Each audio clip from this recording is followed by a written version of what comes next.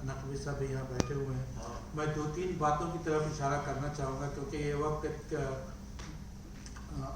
Research paper पढ़ने का नहीं है। कुछ चीज़ें मैं लिख के लाया था कि मैं मौका मिलेगा तो पढ़ूँगा, लेकिन वो वक्त नहीं है। मैंने जो देखा है बेसिकली जो 200 साल सहाफ़त का, इससे पहले कि मैं कुछ बोलूँ एक चीज़ और बता देना चाहता हूँ कि मार्च में हम लोगों ने भी एक सेमिनार किया था, 200 साल जश्न मनाया था। करीब 30 पर्चे पढ़े गए थे, शाफिक किदवई साहब भी थे और आपके एहतसाम साहब भी वगैरह भी लेक्चर दिया था।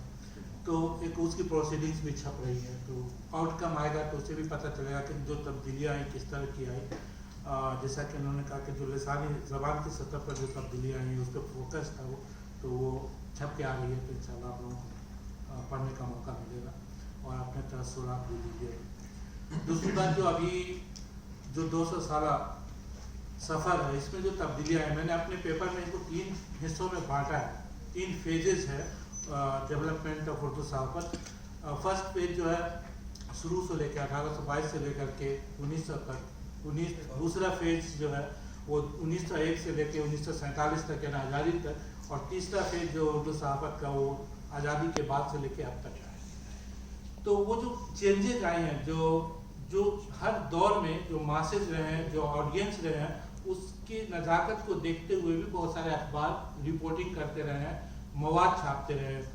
अभी उन्होंने सुहेल अंजुम साहब ने इससे पहले कहा था कि कुछ अखबार जो जिसका टोन ये था कि टू नेशन थ्योरी को प्रोपेगेट करना, उसी तरह बहुत सारे अखबार ऐसे थे कि जिनका रिलीजियस टोन था, कुछ थे जो अदबी थे, कुछ थे जिनका सेकुलर आउटलुक था। तो इन अखबारों को आज़ादी के बाद दूसरा जो सबसे ज़्यादा नुकसान हुआ वो पार्टीशन से हुआ, क्योंकि लाहौर से जो अखबारें छपती थी उन्हें अपनी जगह तलाश करनी पड़ी, चाहे वो दिल्ली की शक्ल में, अमृतसर की शक्ल में, जो मिलाप का जिक्र आया, प्रताप का जिक्र आया अखबारों का।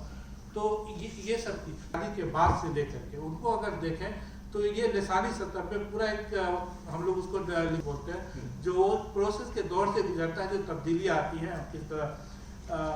जैसे ऑफिसर एक वर्ड है, उसको हमने ऑफिसर कर दिया, टेक्नोलॉजी या तकनीक कर दिया, या हॉस्पिटल को अस्पताल कर दिया।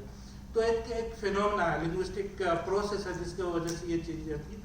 और सहल पसंदी, जो अगर हमें सर्वाइव करना है, आगे चल के कम्पिटिटिव होना है, तो हमें उन लफ्ज़ों का इंतखाब करना होगा जो आम कारी तक आसानी से पहुँच सकें। एक चाय की दुकान पर बैठा